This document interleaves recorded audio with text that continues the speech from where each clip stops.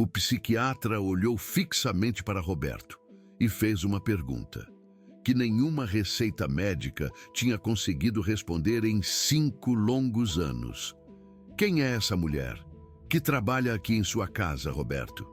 Porque ela está conseguindo em 3 minutos o que meus medicamentos não alcançaram em 3 anos.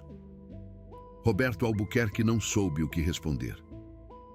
Ele, dono de uma das maiores farmácias Aliança do Brasil, o homem que havia investido centenas de milhares de reais nos melhores especialistas do país para seu filho, não fazia ideia de que a resposta para tudo estava ali, limpando sua cozinha. Nos últimos 8 meses, essa história talvez não devesse existir. E, no entanto, ela existe. E o que você vai ouvir nos próximos minutos vai te fazer questionar tudo o que acredita sobre a medicina, sobre o amor e sobre quem realmente tem o poder de curar. Se alguma vez você sentiu que o mundo desabava ao seu redor, sem razão aparente, se alguma vez seu coração bateu tão forte que pensou que ia morrer, se alguma vez você sentiu um terror absoluto, sem saber por quê, então essa história é para você. Mateus Albuquerque tinha 14 anos, quando sua vida mudou para sempre. Ele era o melhor nadador juvenil do estado de Minas Gerais. Tinha recordes, colecionava troféus, um futuro brilhante que todos podiam ver. Seus treinadores falavam em Olimpíadas. Seus colegas o admiravam. Seu pai, Roberto, já planejava como apoiar sua carreira profissional no dia do Campeonato Mineiro. Mateus estava nos vestiários, se preparando para a corrida mais importante de sua vida. Até aquele momento, havia treinado 2 anos para aquilo. Conhecia cada braçada, cada respiração, cada segundo que precisava para vencer. E então, aconteceu, sem nenhum aviso, sem nenhuma razão lógica, sem nada que o explicasse. Seu coração começou a bater como se quisesse saltar para fora do peito. Suas mãos começaram a tremer.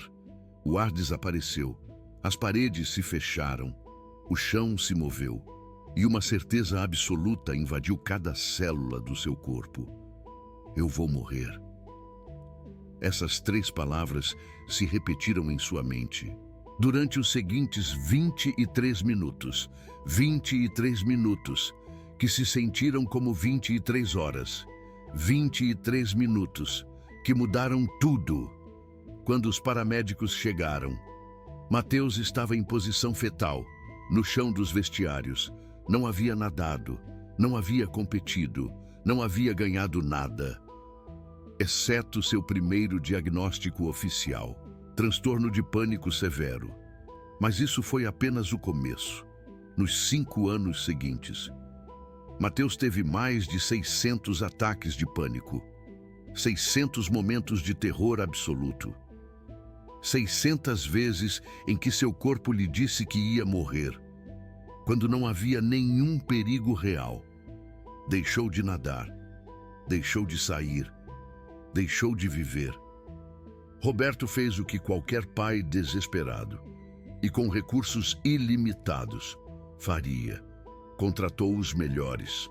O primeiro psiquiatra durou 6 meses, o segundo, 4, o terceiro, 3, o quarto, 2. Cada um tinha uma nova teoria, cada um tinha um novo medicamento, cada um tinha uma nova esperança, que terminava no mesmo lugar. Mateus continuava tendo ataques, 3, 4, às vezes 5 por semana, e cada ataque o afundava mais em um poço, do qual ninguém parecia poder tirá-lo. A ironia era brutal. Roberto Albuquerque era dono da farmácia Aliança, uma empresa que fabricava precisamente os medicamentos que se supunha que deveriam ajudar seu filho. Tinha acesso a qualquer droga experimental. Tinha contatos nos melhores laboratórios do mundo. Tinha todo o dinheiro necessário para comprar qualquer solução. Mas nenhum comprimido funcionava.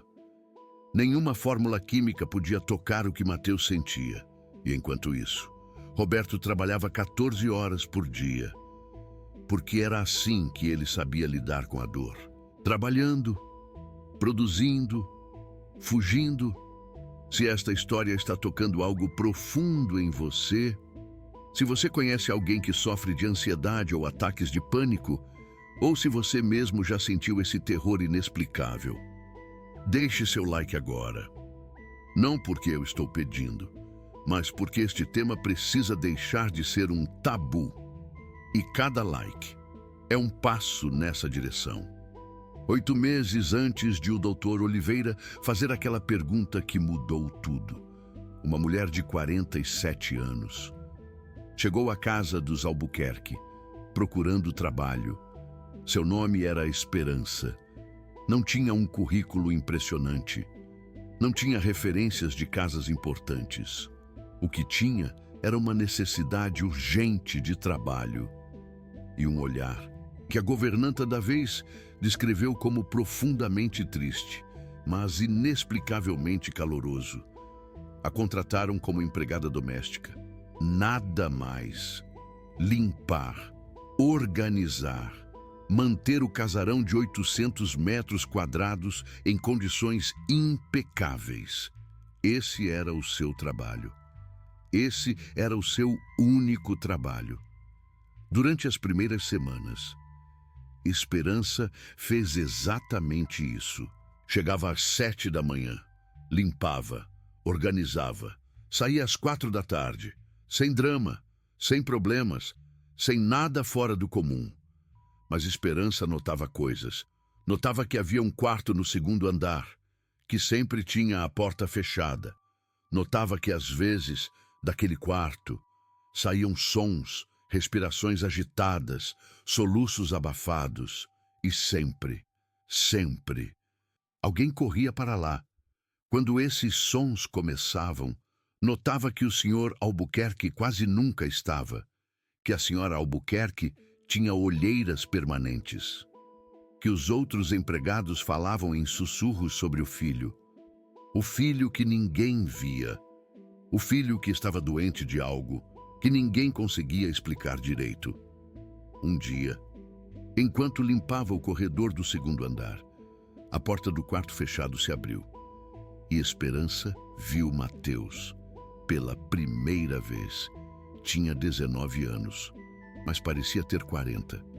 Seus olhos estavam fundos, sua pele estava pálida. Seu corpo se movia como se carregasse um peso invisível que o curvava em direção ao chão.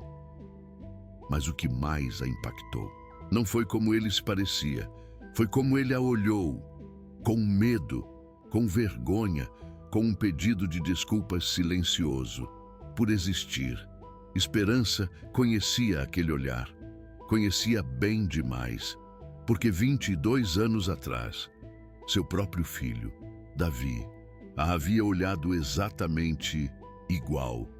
Seu filho Davi, que também havia tido ataques de pânico, que também havia deixado de viver, que também havia sido tratado por especialistas que não puderam ajudá-lo. Davi, que aos 22 anos decidiu que não podia mais seguir sentindo aquele terror e tomou uma decisão que destroçou Esperança para sempre. Mas havia algo que Davi lhe havia dito antes de partir. Algo que ela nunca esqueceu. Mãe, a única coisa que me acalmava era quando você segurava minhas mãos e respirava comigo. Não os medicamentos, não os doutores, você. E naquele momento, vendo Mateus parado naquele corredor, com o mesmo olhar que seu filho havia tido, Esperança soube que o universo a havia colocado ali. Por uma razão. Não disse nada naquele dia. Apenas assentiu com a cabeça e seguiu limpando. Mas começou a observar. Observou quando Mateus tinha ataques. Observou como reagiam os demais. Eu observei os medicamentos que davam para ele. Observei tudo, e o que eu vi me horrorizou. Quando Mateus tinha um ataque, todos corriam, todos gritavam, todos entravam em pânico junto com ele, davam comprimidos e deixavam ele sozinho para se acalmar. Tratavam ele como se fosse uma bomba prestes a explodir. Ninguém, absolutamente ninguém, simplesmente ficava com ele. Ninguém o tocava. Ninguém respirava com ele. Ninguém dizia com o corpo, não com palavras, que ele não estava sozinho. 3 semanas depois de ver Mateus pela primeira vez, Esperança estava limpando perto do quarto dele quando escutou os sons que já conhecia. A respiração acelerada, os soluços, o terror. A enfermeira de plantão tinha ido ao banheiro. Não havia mais ninguém no andar. Esperança hesitou por um segundo. Só um segundo. E então abriu a porta. Mateus estava no chão, encostado na parede, com os joelhos grudados no peito. Seus olhos estavam abertos, mas não viam nada. Seu corpo tremia, como se estivesse no meio de um terremoto que só ele podia sentir. Esperança não gritou. Não correu para buscar ajuda. Não deu nenhum comprimido. Ela fez algo que ninguém havia feito em 5 anos. Se sentou no chão ao lado dele e começou a respirar. Lento, profundo, audível, não disse nada, não o tocou, só respirou. 1, 2, 3, 4, dentro, fora, dentro, fora. A princípio, Mateus não reagiu. Continuava preso no seu próprio inferno.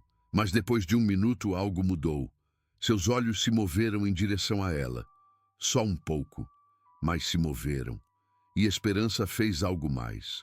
Estendeu as mãos, palmas para cima. Um convite, não uma imposição. Mateus olhou para ela, olhou para as mãos dela, e depois do que pareceu uma eternidade, colocou suas mãos trêmulas sobre as dela. Esperança não as apertou, só as segurou. Firmes, quentes, presentes. E seguiu respirando. Dentro, fora, dentro, fora. 4 minutos depois, o tremor de Mateus parou. 3 minutos depois disso, sua respiração se normalizou. 2 minutos depois, ele fez algo que não fazia durante um ataque em 5 anos. Falou. Obrigado, sussurrou. Só isso. Uma palavra. Mas uma palavra que valia mais do que todas as receitas médicas que ele havia acumulado. Quando a enfermeira voltou e viu a cena, quase desmaiou. "O que está fazendo?" perguntou a Esperança com voz acusadora. Esperança se levantou, alisou seu uniforme azul e respondeu com calma: "O que vocês deveriam ter feito há muito tempo. Estar com ele." Naquela noite, Esperança não conseguiu dormir. Pensou em Davi. Pensou em todas as vezes que ela havia feito exatamente o mesmo com seu filho.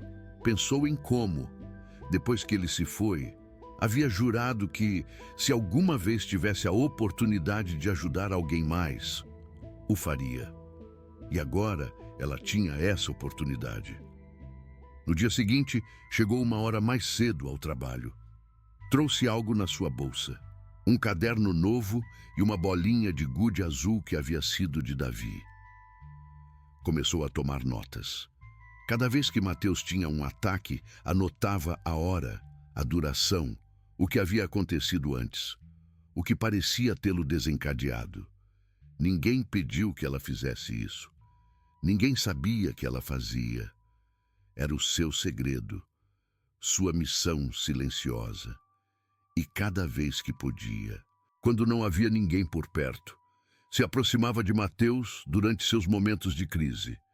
Sempre a mesma rotina: sentar, respirar, oferecer suas mãos, estar presente, não palavras de alento vazias, não conselhos que ele já havia escutado 1000 vezes, só presença.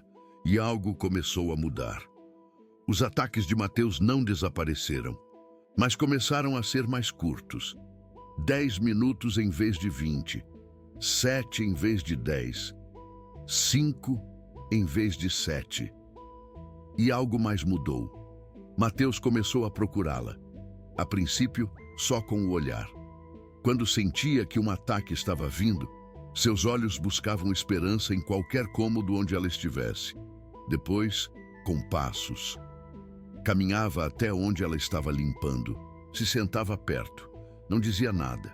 Só estava ali. E esperança entendia, porque Davi havia feito o mesmo. A presença de alguém que não tem medo do seu medo é o medicamento mais poderoso que existe. Roberto não notava nada disso. Estava ocupado demais trabalhando, ocupado demais fugindo de um problema que não sabia como resolver. Mas sua esposa, Carmen, notou. Notou que Mateus parecia um pouco menos deprimido. Notou que saía do quarto com mais frequência. Notou que a empregada nova parecia passar muito tempo perto dele. Não disse nada, não perguntou. Só observou com uma mistura de esperança e medo. E então chegou o dia que mudou tudo. O Dr. Oliveira, o 5º psiquiatra a tratar de Mateus, tinha uma consulta agendada na casa. Era um homem de 58 anos, com 30 anos de experiência, publicações nas revistas mais prestigiadas e uma reputação de ser o melhor do país para casos difíceis. Também era um homem de ciência pura. Não acreditava em milagres, não acreditava em soluções mágicas. Acreditava em dados, em estudos, em evidências médicas. Naquele dia, o Dr. Oliveira chegou para ajustar a medicação de Mateus. Os últimos exames mostravam que o jovem não estava respondendo bem à combinação atual. Precisava de mudanças. Ele estava no escritório com Roberto, revisando os papéis, quando escutaram um som que já conheciam demais.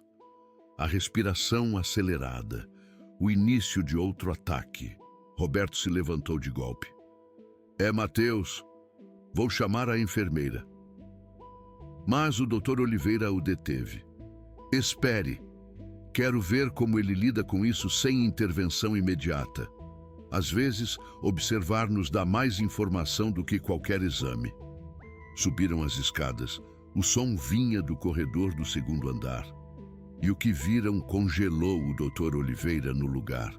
Mateus estava sentado no chão, encostado na parede, no meio do que claramente era um ataque severo, mas não estava sozinho. A empregada doméstica estava sentada na frente dele, suas mãos segurando as de Mateus, seu corpo completamente quieto, sua respiração lenta e audível.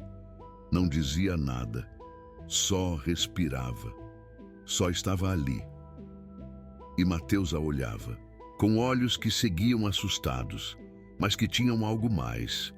Algo que o Dr. Oliveira não havia visto em 5 anos de tratar daquele jovem. Confiança. O doutor não se moveu, não interrompeu, só observou. 3 minutos. Isso foi tudo o que levou. 3 minutos para que o tremor de Mateus parasse, para que sua respiração se normalizasse, para que o terror nos seus olhos se convertesse em algo parecido com a calma. 3 minutos. O Dr. Oliveira havia tratado Mateus durante 8 meses. Havia testado 7 combinações diferentes de medicamentos. Havia usado as técnicas mais avançadas que existiam. E nunca, em 8 meses, havia logrado que um ataque de Mateus terminasse em 3 minutos. O que aconteceu depois não foi um grito, nem uma cena dramática. Foi um silêncio. O Dr. Oliveira desceu as escadas, se sentou no escritório e esperei que Roberto o seguisse.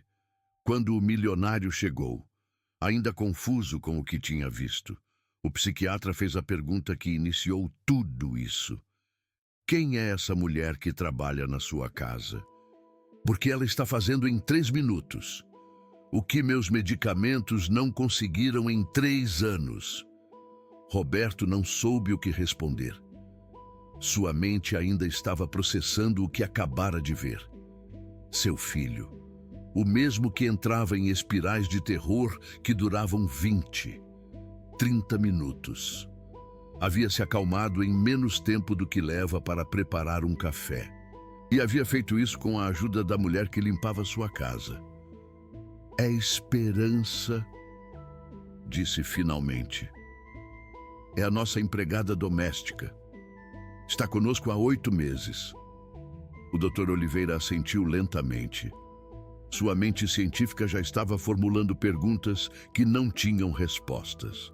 Seus 30 anos de experiência lhe diziam que o que havia visto não deveria ser possível. E, no entanto, havia visto. Preciso falar com ela, disse o psiquiatra. Roberto hesitou. Não estava seguro de que uma empregada doméstica deveria estar envolvida no tratamento médico de seu filho. Mas algo no olhar do Dr. Oliveira lhe disse que isso não era uma sugestão. Está bem, eu a chamarei. Quando Esperança entrou no escritório, ainda tinha as mãos úmidas por tê-las lavado depois de ajudar Mateus. Seu uniforme azul estava impecável. Sua expressão era serena, mas seus olhos tinham aquela tristeza profunda que Roberto nunca havia notado antes. Sente-se, por favor, disse o Dr. Oliveira. Esperança olhou para Roberto, buscando confirmação. Ele assentiu. Ela se sentou na beirada de uma cadeira, como se estivesse pronta para se levantar a qualquer momento. O que você fez lá em cima? Começou o psiquiatra. Isso não é algo que se aprende em nenhum livro. Isso não é algo que ensinam em nenhuma escola. De onde você tirou isso? Esperança ficou em silêncio por um momento. Suas mãos se juntaram em seu colo. Seus olhos se encheram de algo que não eram lágrimas, mas que estava perigosamente perto. Do meu filho, respondeu finalmente. O silêncio na sala se tornou espesso. Seu filho, repetiu o Dr. Oliveira, se chamava Davi. Também tinha ataques de pânico. Começaram quando tinha 17 anos. Levamos a doutores, mas não tínhamos dinheiro para os melhores. Os medicamentos que nos davam não funcionavam bem. Eu não sabia o que fazer. Esperança fez uma pausa. Seus olhos miravam um ponto fixo na parede. Mas Roberto soube que estava vendo algo muito diferente. Estava vendo o passado.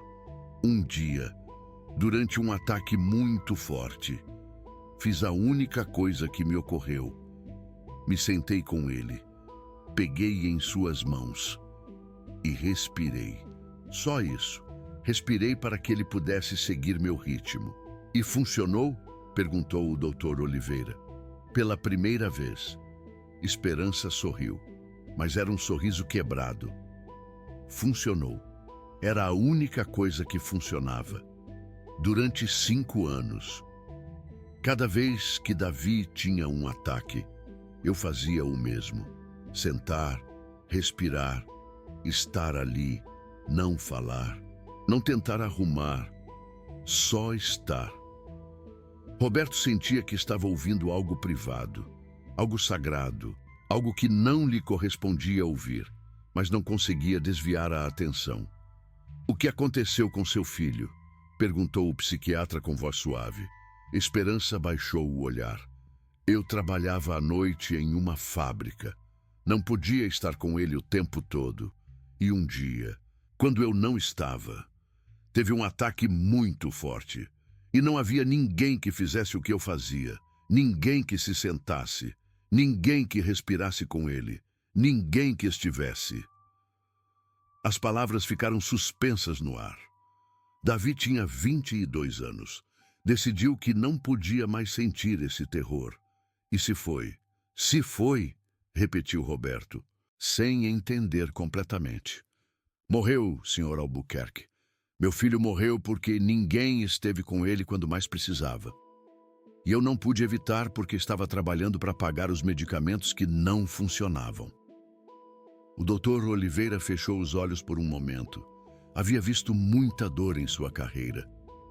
Havia perdido pacientes. Havia falhado. Mas algo na história de Esperança o atingiu de uma maneira diferente. Por isso você faz isso com Mateus, disse. Não é só bondade, é porque reconhece algo. Esperança finalmente o olhou diretamente nos olhos. Quando vi seu filho pela primeira vez, vi Davi. O mesmo olhar, o mesmo medo, a mesma vergonha por existir. E prometi a mim mesma que não ia deixar que outro jovem passasse pelo que meu filho passou. Não se eu pudesse fazer algo. Roberto sentia que algo se rompia dentro dele. Não era tristeza exatamente. Era algo mais profundo. Era a compreensão de que, enquanto ele havia estado comprando medicamentos e contratando especialistas, essa mulher havia estado fazendo o único trabalho que realmente importava: estar presente. Há quanto tempo você faz isso com Mateus? Perguntou o Dr. Oliveira. 7 meses, respondeu Esperança. Desde pouco depois que comecei a trabalhar aqui. 7 meses? Repetiu Roberto, incrédulo. 7 meses e ninguém sabia? Esperança baixou o olhar. Não é meu lugar falar dessas coisas. Senhor, sou só a empregada. Mas não podia ver seu filho sofrer e não fazer nada. Não depois do que aconteceu com Davi. O Dr. Oliveira se levantou e caminhou até a janela. Sua mente científica estava processando dados que não se encaixavam em nenhum modelo que conhecia. Mas havia algo que sim entendia. O que você faz? Disse sem se virar. Tem um nome na psicologia. Se chama corregulação. É a capacidade de uma pessoa de ajudar a outra a regular suas emoções através da presença e da sincronização. Esperança não respondeu. Provavelmente não conhecia esses termos técnicos. É uma das ferramentas mais poderosas que existem para o transtorno de pânico, continuou o psiquiatra. Mas quase nunca funciona porque requer algo que nenhum medicamento pode dar. O que é isso? Perguntou Roberto.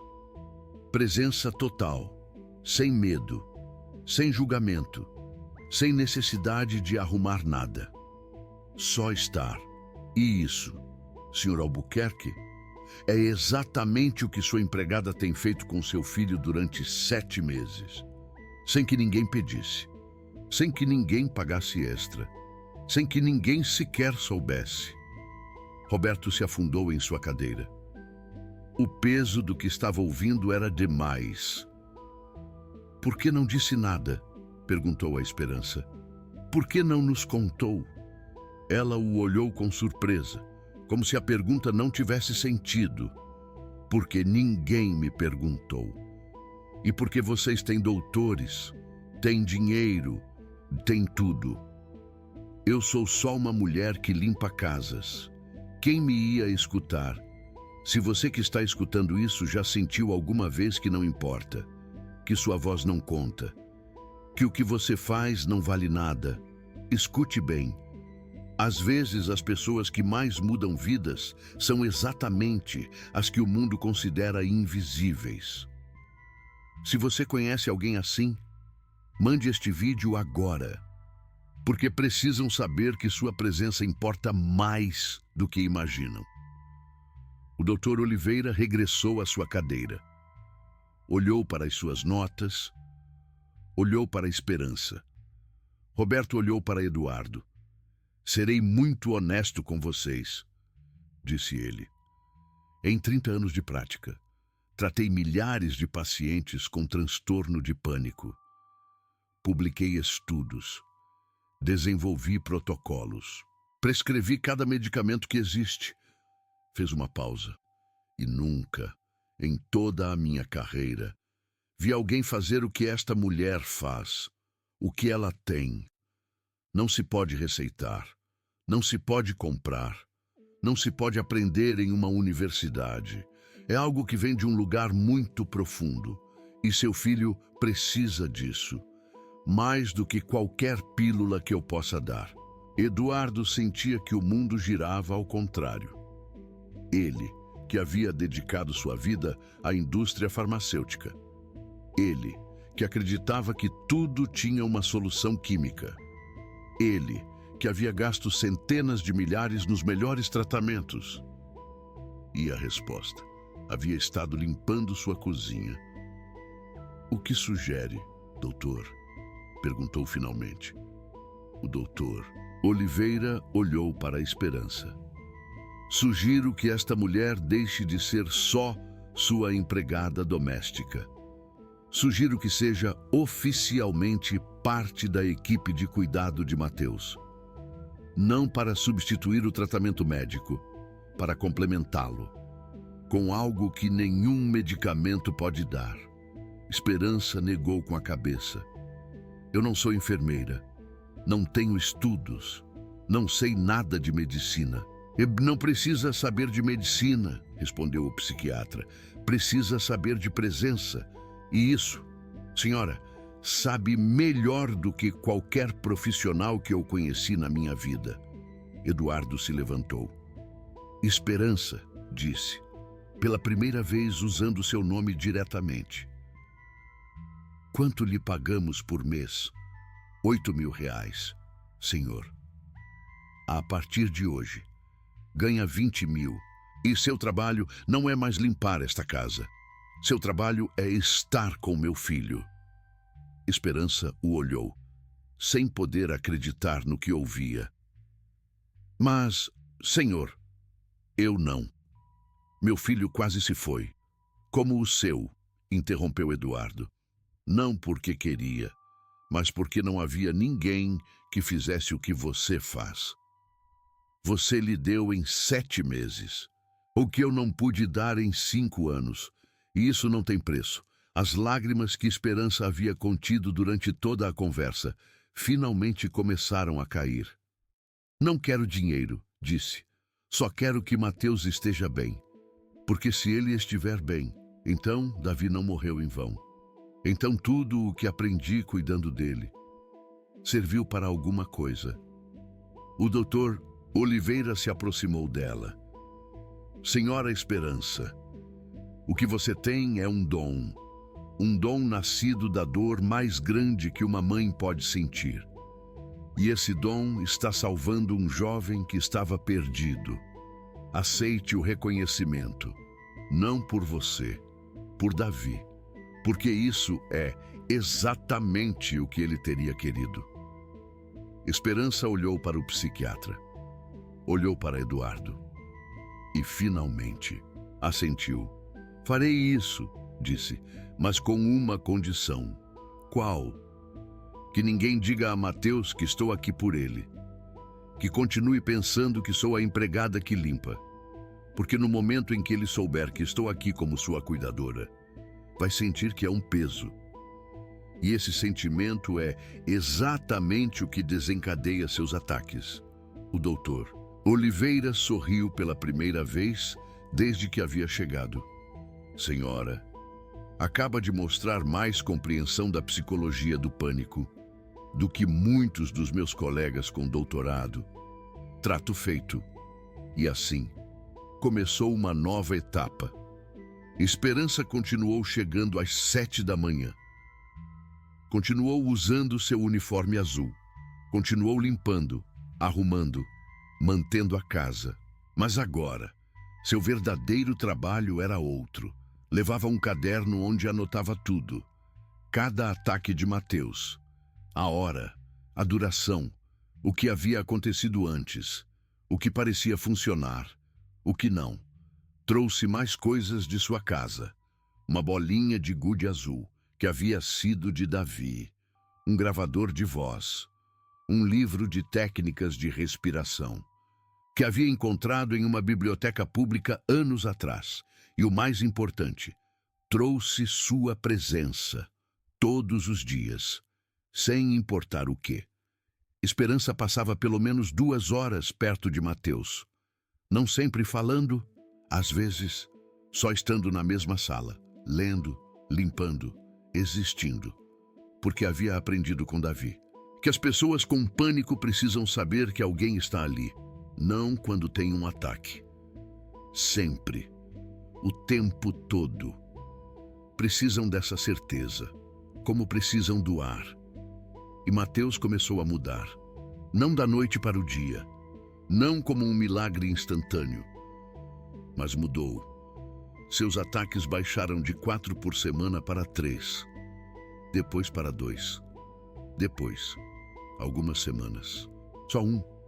E quando tinha ataques, duravam menos, muito menos, porque agora tinha algo que nunca havia tido antes. Tinha alguém que não tinha medo do seu medo. 3 meses depois da conversa com o Dr. Oliveira, algo aconteceu que mudou tudo outra vez. Mateus estava em seu quarto. Era de noite. Esperança já havia ido para sua casa e sentiu que vinha um ataque. O familiar nó no peito, o formigamento nas mãos, a sensação de que o ar desaparecia. Mas desta vez, Mateus fez algo diferente. Em lugar de se deixar arrastar pelo pânico, fechou os olhos e pensou em esperança. Pensou em sua respiração, em como sempre era lenta, constante, como as ondas do mar, e começou a respirar igual, adentro, afuera, adentro, afuera. Suas mãos buscaram a bolinha de gude azul que ela lhe havia deixado, a mesma que havia sido de Davi, e enquanto a apertava, se imaginou que Esperança estava ali, sentada frente a ele, com suas mãos estendidas, com essa mirada que dizia sem palavras que tudo ia ficar bem. 8 minutos depois, o ataque passou, sem ninguém, sem medicamentos de emergência, sem crise completa. Pela primeira vez em 5 anos, Mateus havia manejado um ataque sozinho.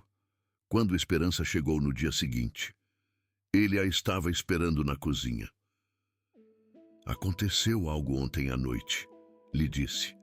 Esperança o olhou com preocupação imediata. Seus olhos buscaram sinais de dano. Tive um ataque, mas o manejei, sozinho.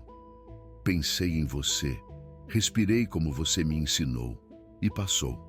Os olhos de Esperança se encheram de lágrimas, mas desta vez não eram lágrimas de tristeza. Você conseguiu, sussurrou. Não, respondeu Mateus, conseguimos. Se algumas das coisas que estou contando estão tocando em algo profundo, se você conhece alguém que luta com ansiedade ou pânico, ou se você mesmo já sentiu esse terror que parece não ter solução, escute bem. Esta história existe para lembrar que a cura nem sempre vem em uma pílula. Às vezes, vem em forma de presença, de alguém que simplesmente está ali. O doutor Oliveira não podia acreditar nos relatórios que estava recebendo. A frequência de ataques de Mateus havia baixado de 4 por semana para 1 a cada 10 dias. A duração média havia passado de 25 minutos para menos de 10.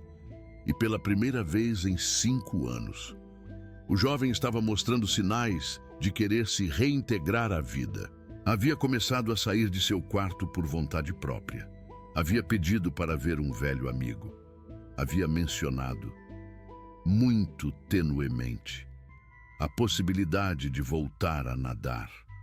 Em sua seguinte visita à casa, o psiquiatra pediu para ver Esperança a sós. Eu preciso entender uma coisa, disse o Dr. Oliveira. Eu tenho trabalhado com pacientes por 30 anos. Vi de tudo, mas nunca vi uma melhora tão rápida. Em um caso tão severo, o que é exatamente? O que a senhora faz? Esperança pensou por um momento antes de responder. Eu não faço nada especial, doutor. Eu só estou ali. Quando ele está com medo, eu não fujo. Quando ele treme, eu não me assusto. quando ele sente que vai morrer. Eu mostro com o meu corpo que ele não vai morrer, porque eu estou tranquila. E se eu estou tranquila, então o perigo não pode ser real. O Dr. Oliveira assentiu lentamente. Isso é exatamente corregulação. O sistema nervoso de uma pessoa calma pode acalmar o sistema nervoso de outra pessoa em pânico, mas requer algo que quase ninguém consegue fazer. O que é isso? Não ter medo do outro. A maioria das pessoas, quando vê alguém em pânico, entra em pânico também. É contagioso. Mas a senhora não. A senhora se mantém como uma rocha. E isso permite que Mateus use sua calma como âncora. Esperança baixou o olhar. Eu aprendi com o Davi no começo. Eu também me assustava quando ele tinha ataques. Corria, chorava, dizia para ele se acalmar, como se isso fosse algo que ele pudesse controlar. Mas isso só piorava. O que mudou? Um dia, depois de um ataque muito forte, Davi me disse algo que nunca esqueci.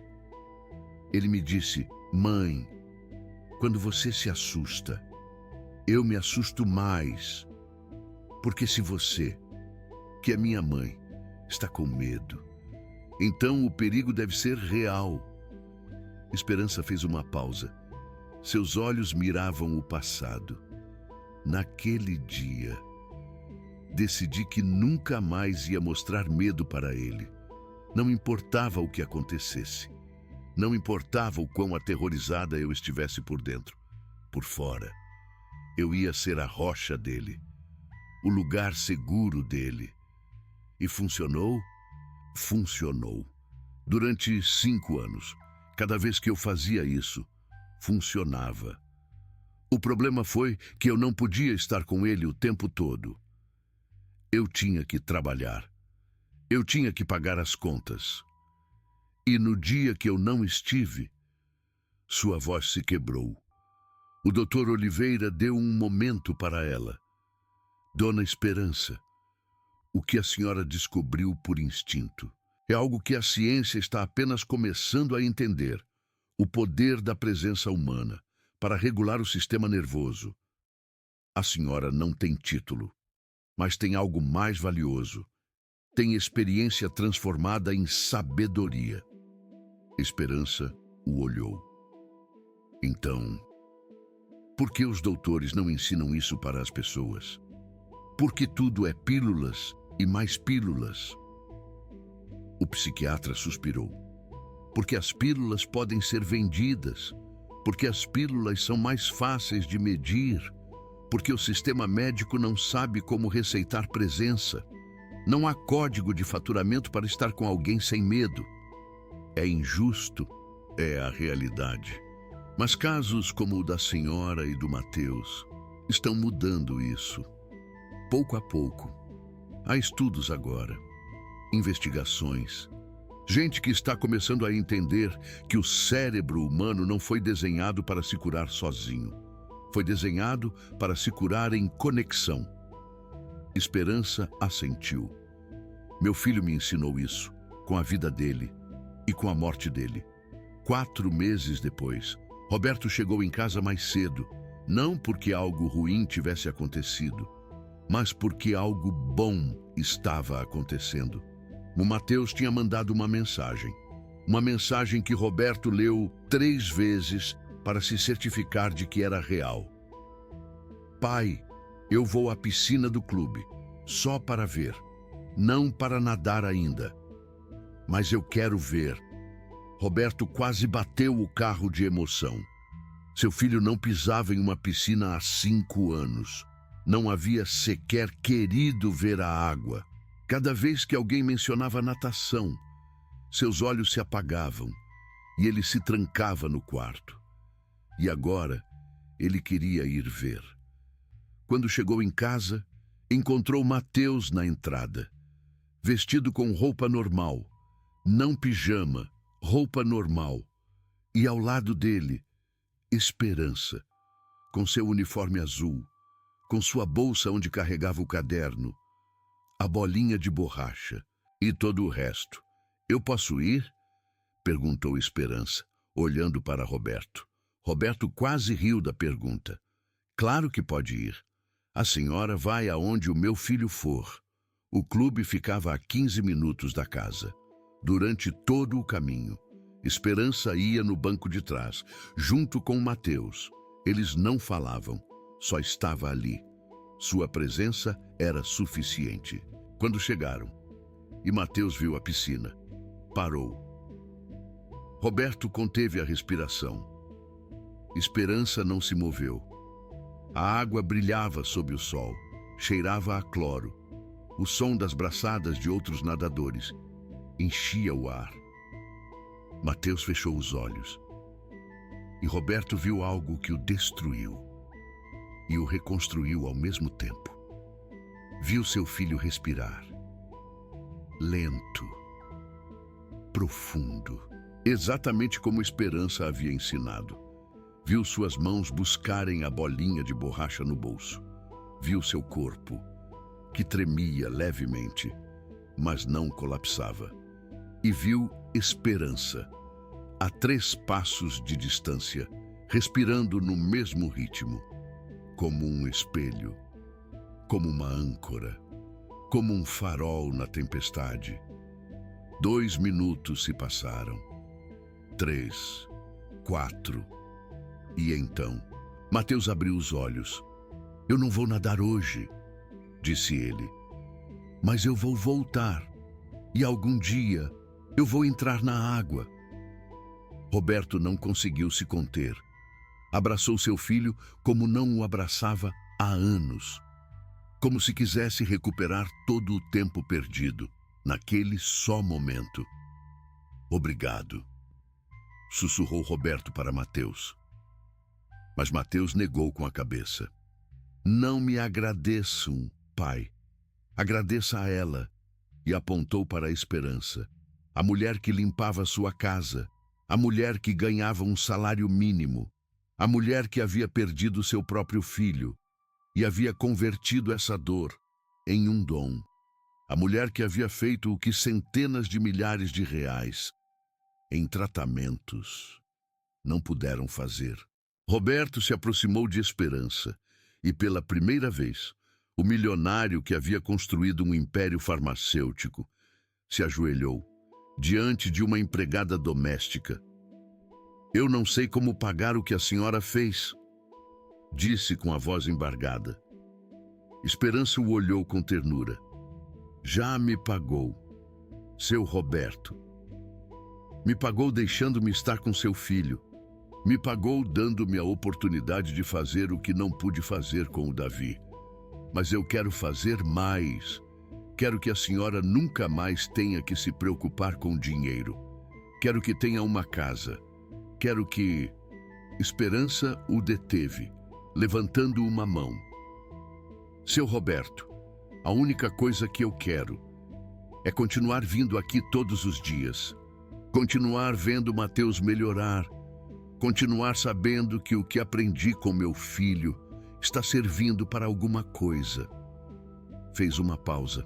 E talvez, se o senhor realmente quiser ajudar, poderia fazer algo maior. Que coisa?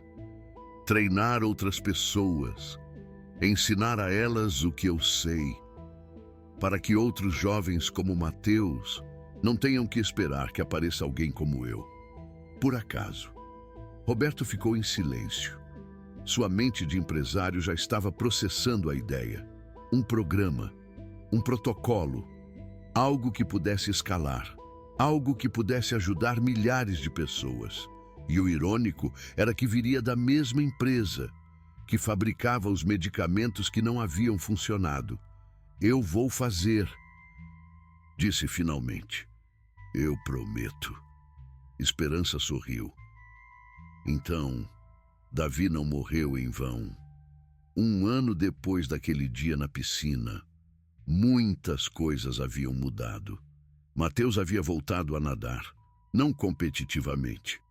Já não lhes interessava ganhar medalhas nem quebrar recordes, mas nadava 3 vezes por semana. Por prazer, por saração. pela simples alegria de sentir a água. Seus ataques de pânico não haviam desaparecido completamente.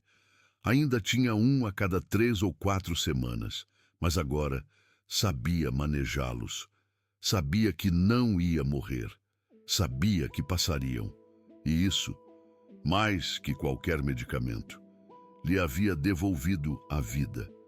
Sua medicação havia se reduzido em 60%. O doutor Oliveira havia documentado todo o caso e estava escrevendo um artigo para uma revista médica. Um artigo que falava de corregulação, de presença, do que ele chamava de a medicina invisível.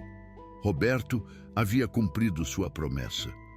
A farmácia Aliança havia lançado um programa piloto. 100 pessoas treinadas nas técnicas que Esperança havia desenvolvido com Davi e aperfeiçoado com Mateus. 100 pessoas que agora trabalhavam como acompanhantes de pacientes com transtornos de ansiedade. O programa se chamava Projeto Presença e Esperança era sua diretora. Ela, que nunca havia terminado o ensino fundamental. Ela, que havia trabalhado como empregada doméstica toda a sua vida. Ela, que havia perdido seu filho e convertido essa dor em propósito. Agora ensinava a doutores e enfermeiras o que nenhuma universidade lhes havia ensinado. O poder de simplesmente estar ali. Mateus insistiu em conhecer toda a história de Davi. Um dia, sentado junto à Esperança no jardim da casa, lhe pediu que contasse tudo, cada detalhe, cada momento, cada lembrança, e Esperança o fez. Contou de um menino que amava as estrelas e sonhava em ser astrônomo, de um adolescente que um dia começou a ter ataques que ninguém entendia, de anos de luta, de doutores, de medicamentos que não funcionavam. Contou das noites que passava sentada junto a ele, respirando, sustentando-o quando o mundo desabava. Contou da noite em que não esteve e da manhã seguinte.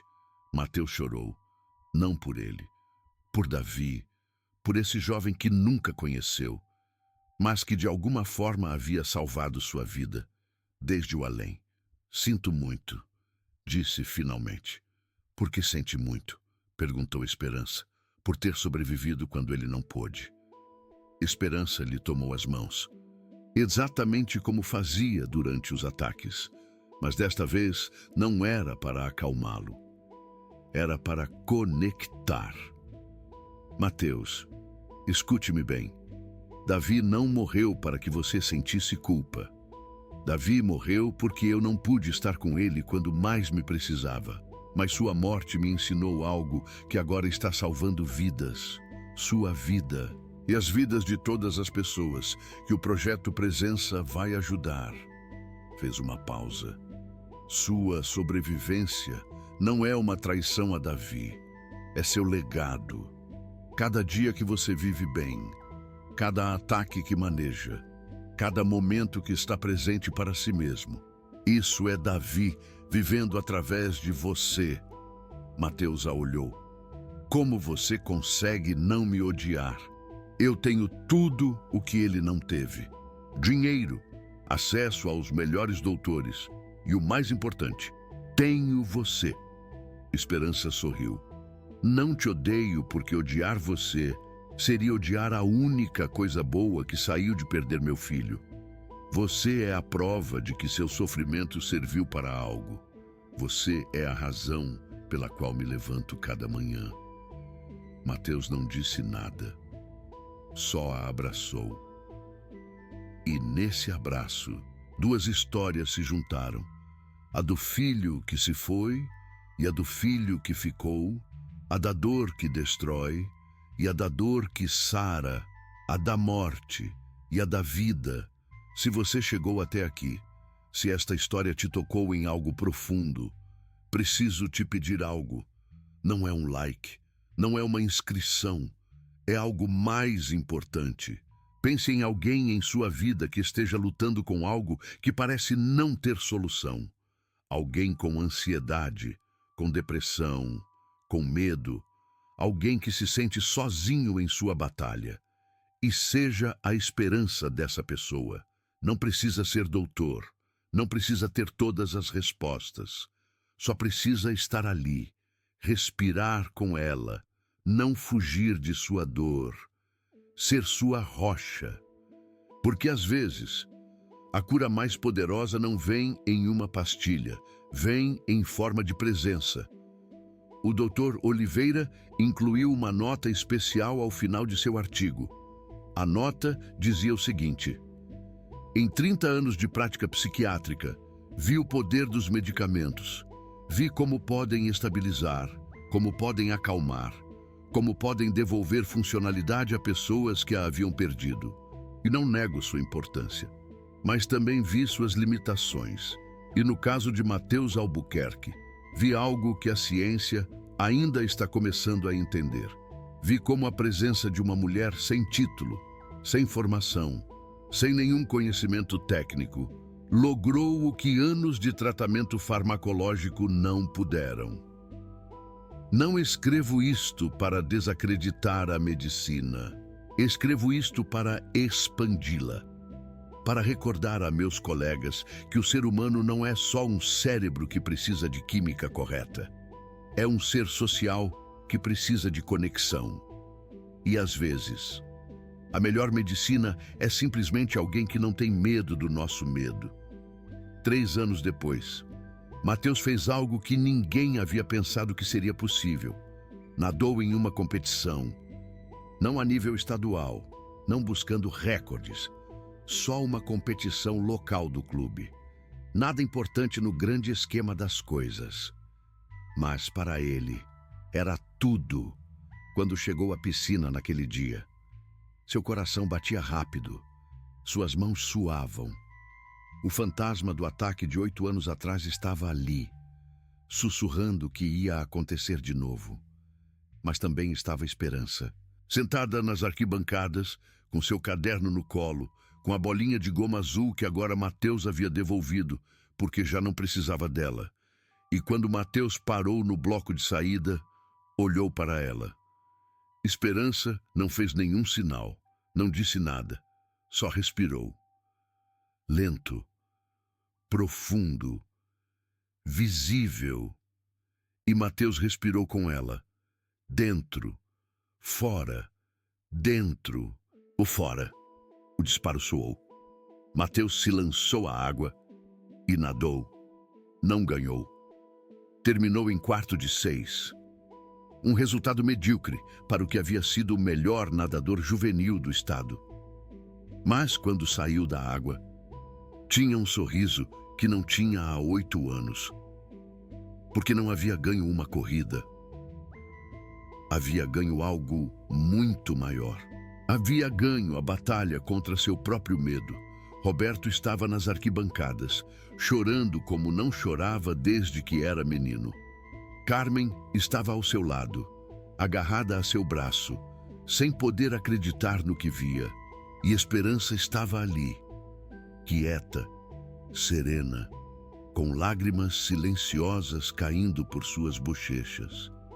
Lágrimas por Matheus, lágrimas por Davi, lágrimas por todos os anos de dor que finalmente haviam encontrado seu propósito. Naquela noite, na casa dos Albuquerque, houve uma celebração. Mas não foi uma celebração da vitória. Foi uma celebração da sobrevivência. Matheus se colocou em frente a todos os convidados e disse algo que ninguém esperava. Há 3 anos, eu não queria viver. Não da forma dramática que vocês estão pensando, mas eu não queria. Cada dia era uma batalha que eu estava perdendo. Cada ataque me convencia, cada vez mais, de que o mundo seria melhor sem mim. O quarto ficou em silêncio. E então chegou Esperança. Uma mulher que havia perdido o próprio filho. Pelo mesmo que eu sentia. Uma mulher que tinha todas as razões do mundo para se afastar da dor. Mas em vez disso, ela se sentou comigo, respirou comigo, me ensinou que eu não estava sozinho. Mateus olhou para a Esperança. Você não me salvou porque tinha as respostas. Você me salvou porque esteve ali. E hoje, eu estou vivo, porque alguém teve a coragem de não fugir do meu medo. Esperança se levantou e caminhou até ele. Eu não preciso de nenhuma medalha, disse ela. Eu não preciso de nenhum reconhecimento.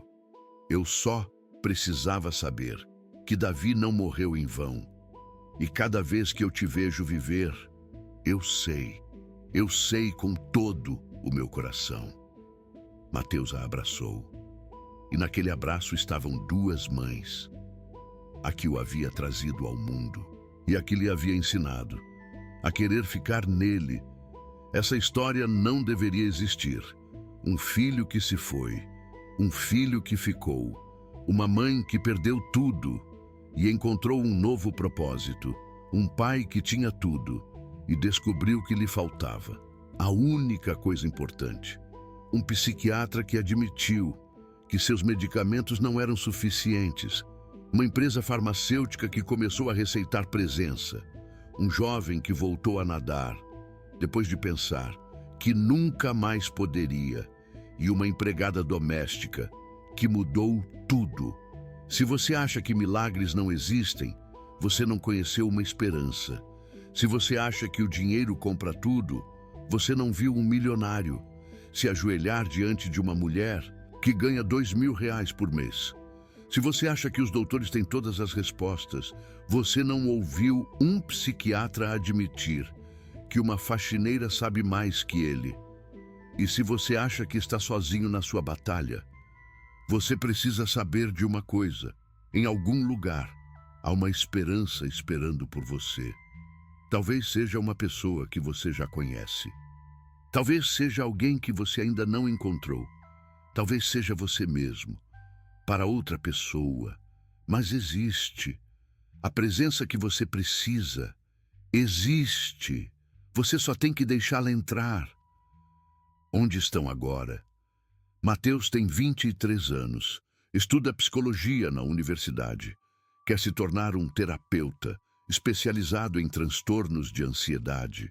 Diz que quer ser para outros o que Esperança foi para ele. Roberto reduziu sua jornada de trabalho para 8 horas. Dedica as tardes a estar com sua família e a supervisionar pessoalmente. O projeto Presença diz que, pela primeira vez na vida, sente que seu dinheiro está fazendo algo que realmente importa. O Dr. Oliveira se aposentou, mas continua dando palestras sobre corregulação e a importância da presença. No tratamento psiquiátrico, seu artigo sobre o caso de Mateus foi citado em mais de 200 estudos. O projeto Presença treinou mais de 2.000 pessoas em 3 anos. Estima-se que tenham ajudado mais de 15.000 pacientes com transtornos de ansiedade em todo o Brasil. E Esperança continua chegando às 7 da manhã. Continua usando seu uniforme azul. Continua se sentando com Mateus quando ele precisa, embora já quase nunca precise. Mas agora também viaja, dá palestras, treina outros, conta a história de Davi para que sua morte tenha sentido. E cada noite, antes de dormir, e fala com seu filho: eu consegui, Davi. O que eu não pude fazer com você, eu estou fazendo com outros. Cada vida que eu salvo é sua. Cada pessoa que aprende a não fugir do medo o faz por você. Eu não sei se Davi pode ouvi-la. Eu não sei se há algo depois dessa vida. Mas o que eu sei é que o legado dele está vivo. Em Mateus, nas 2.000 pessoas treinadas, nos 15.000 pacientes ajudados, em cada respiração consciente que alguém faz, quando sente que o pânico vem, essa é a história de como uma empregada doméstica fez o que os melhores medicamentos do mundo não puderam. Não com fórmulas químicas, não com técnicas avançadas, não com nada que se possa comprar, com presença, com amor, com a decisão de não fugir do medo de outro ser humano. Se essa história te tocou, se você conhece alguém que precisa ouvi-la, compartilhe, não por mim, por todos os Mateus que estão lá fora, esperando a sua esperança. E se você é quem está lutando, se você é quem sente que o mundo desaba, escute bem. Você não precisa de alguém que tenha todas as respostas. Você só precisa de alguém que não tenha medo do seu medo.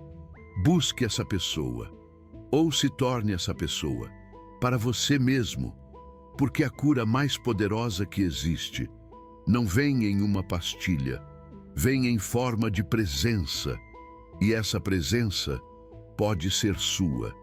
Há algo mais que eu preciso te contar. Antes de terminar, 2 anos depois que Mateus voltou a nadar, ele recebeu uma carta. A carta vinha de uma mãe, em Belo Horizonte. O nome dela era Lúcia. Tinha um filho de 16 anos, que sofria de ataques de pânico. Desde os 12, Lúcia havia visto uma entrevista de esperança na televisão. Havia escutado a história de Davi e de Mateus, e algo nela havia se quebrado e reconstruído ao mesmo tempo. Queria saber se o projeto Presença podia ajudar o filho dela. Mateus leu a carta 3 vezes e então fez algo que surpreendeu a todos. Eu quero ir pessoalmente, disse ele. Esperança o olhou com preocupação. Você tem certeza? Belo Horizonte é longe e você nunca fez algo assim. Precisamente por isso que eu preciso fazer. Eu sei o que esse garoto está sentindo. Eu sei o que a mãe dele está sofrendo. E eu sei que, se alguém tivesse vindo a mim há 8 anos e me dissesse que era possível sair disso, a minha vida teria mudado muito antes. Roberto ofereceu pagar tudo. Esperança insistiu em acompanhá-lo. O Dr. Oliveira lhes deu material para trabalhar com o jovem. E assim, Mateus Albuquerque, o filho do milionário, que uma vez não podia nem sair do quarto, viajou para Belo Horizonte para conhecer um garoto que estava onde ele havia estado. Se chamava Leonardo. Tinha 16 anos, olhos fundos, pele pálida, o mesmo olhar que Mateus havia tido, a mesma vergonha por existir quando se conheceram. Mateus não disse nada. Por um longo momento, apenas se sentou, frente a frente com ele, e respirou, lento, profundo, audível. Leonardo o olhou, confuso, no princípio, mas pouco a pouco, sem se dar conta, começou a respirar igual, para dentro, para fora, para dentro, para fora.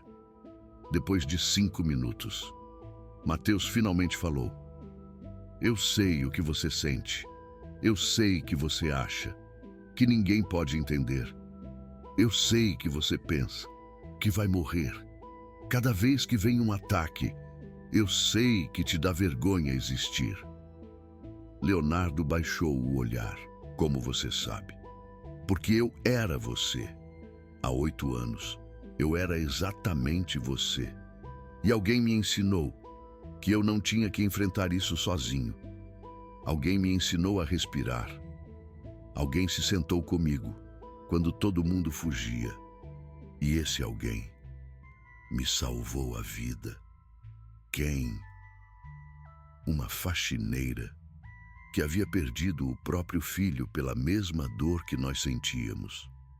Ela não tinha diploma, não tinha formação acadêmica, só tinha a experiência da dor, transformada em sabedoria. Roberto levantou o olhar, um olhar de esperança, e funcionou. Mateus sorriu, um sorriso aliviado. Estou aqui, respiro, vivo. Até nadei de novo. Então, sim, funcionou. Lucia, a mãe de Roberto, estava na porta, chorando silenciosamente, em lágrimas de alívio. Esperança se aproximou dela, com um abraço acolhedor. Ele vai ficar bem, disse Esperança, não da noite para o dia, não como um milagre instantâneo, mas ele vai ficar bem, porque agora ele tem algo que precisa. Que coisa? Perguntou Lucia, com a voz embargada. Alguém que não tem medo do medo dele, respondeu Esperança, com um olhar compreensivo. Aquela visita durou 3 dias. Mateus ensinou a Roberto as técnicas que Esperança lhe havia ensinado. Esperança ensinou a Lucia o que havia aprendido com Davi, o filho que ela perdeu. O doutor Oliveira, que participou por videochamada, ajustou a medicação do jovem, com precisão. Quando eles se foram, Roberto abraçou os dois, com gratidão. Obrigado, disse ele. Pela primeira vez em 4 anos, sinto que alguém me entende. Não precisa agradecer, respondeu Mateus. Só precisa fazer uma promessa. Qual? Perguntou Roberto, com curiosidade. Que quando você estiver melhor, vai fazer o mesmo por alguém mais. Vai sentar com alguém que está onde você está agora. Vai respirar com eles. Vai mostrar que não estão sozinhos. Roberto assentiu. Com convicção. Eu prometo, disse ele, com firmeza. Essa é a corrente que Esperança iniciou sem saber. Uma corrente de amor e compaixão. Davi ensinou sua mãe. Sua mãe ensinou a Mateus. Mateus ensinou a Roberto.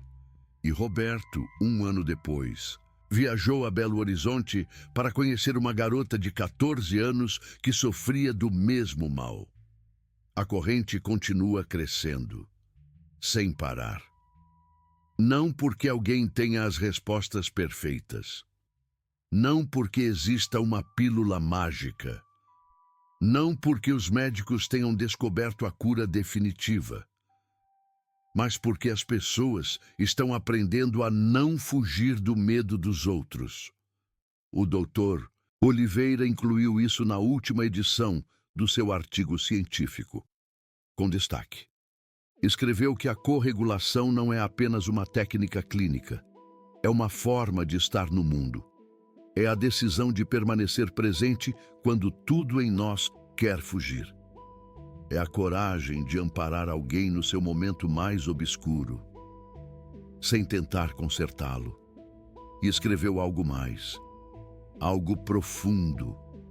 Escreveu que se a medicina moderna quer realmente curar as pessoas, não só tratá-las, precisa entender algo fundamental. O ser humano não foi feito para se curar sozinho. Nunca. Foi feito para se curar em conexão, em comunidade. E às vezes, a conexão mais poderosa vem das pessoas menos esperadas. De uma faxineira que perdeu o filho, de um jovem que passou 5 anos trancado no quarto, de uma mãe que não sabia o que fazer, mas decidiu ficar. Isso é a medicina invisível, a medicina da alma. Isso é o que as pílulas não podem dar. Jamais. Isso é o que esta história está te dizendo. Em alto e bom som. Não importa quem você seja. Não importa quantos diplomas você tenha. Não importa quanto dinheiro você ganhe. Você pode ser a presença que alguém precisa. Só tem que decidir não fugir. Isso é tudo. E isso é tudo o que você precisa. De verdade. Obrigado por ouvir até o final. Esta história existe porque alguém decidiu contá-la. E agora existe em você. Faça-a viver. Compartilhe-a. E se puder, seja a esperança de alguém. Porque em um mundo cheio de pílulas, às vezes, a melhor medicina é simplesmente estar lá.